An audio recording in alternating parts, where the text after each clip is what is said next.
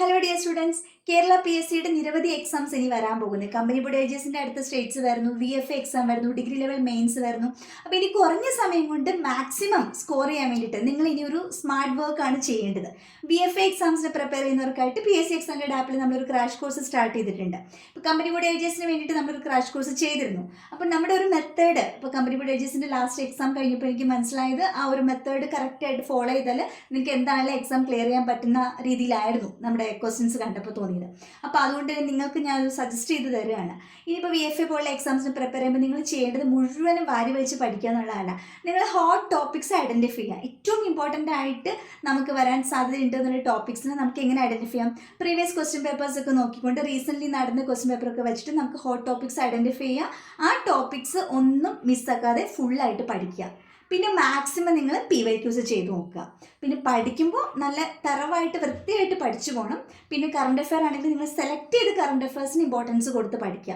ഇത്രയും ചെയ്താൽ തന്നെ നിങ്ങൾക്ക് ഉറപ്പായിട്ടും എക്സാമിന് നന്നായിട്ട് നിങ്ങൾക്ക് സ്കോർ ചെയ്യാൻ പറ്റും. പിന്നെ പ്രത്യേകിച്ച് നിങ്ങൾ ഒരു ടോപ്പിക്ക് സെലക്ട് ചെയ്ത് പഠിക്കുമ്പോൾ അവിടെ പരമാവധി SCERT NCERT പോയിന്റ്സ് ഇൻക്ലൂഡ് ചെയ്ത് പഠിക്കാൻ ശ്രമിക്കുക. ഇങ്ങനെയാണ് നിങ്ങൾ പഠിക്കേണ്ടത്. അപ്പോൾ ഞാൻ ഒരു എക്സാമ്പിൾ കാണിച്ചത് ഇമ്പോർട്ടൻ്റ് ആയിട്ടുള്ള പല കമ്മീഷൻസ് രൂപീകൃതമായിട്ടുള്ള ഡേറ്റ്സ് ആണ്. അപ്പോൾ നിങ്ങളിത് എല്ലാ കമ്മീഷൻസും കൂടെ പഠിച്ചു വരുമ്പോൾ ഇത് അങ്ങോട്ടും ഇങ്ങോട്ടൊക്കെ കൺഫ്യൂഷൻ. അപ്പോൾ നിങ്ങളിങ്ങനെ ഉറപ്പുവരുത്തണം. 1950 ജനുവരി 25 ഏത് കമ്മീഷനാണ് വന്നത്? ഇലക്ഷൻ കമ്മീഷനാണോ, വനിതാ കമ്മീഷനാണോ, മനുഷ്യാവകാശ കമ്മീഷനാണോ, വിവരാവകാശ കമ്മീഷനാണോ? അങ്ങനെ നോക്കുമ്പോൾ നമുക്ക് മനസ്സിലാവും, അല്ലെങ്കിൽ നമുക്ക് അറിയാൻ പറ്റണം. 1950 ജനുവരി 25 വന്നത് നമ്മുടെ ഇലക്ഷൻ കമ്മീഷനാണ്. ജനുവരി 25 വോട്ടേഴ്സ് ഡേ ആണ്. 1992 ജനുവരി 31 ഒരു കമ്മീഷൻ വന്നിട്ടുണ്ട്. ഏത് കമ്മീഷനാണ്?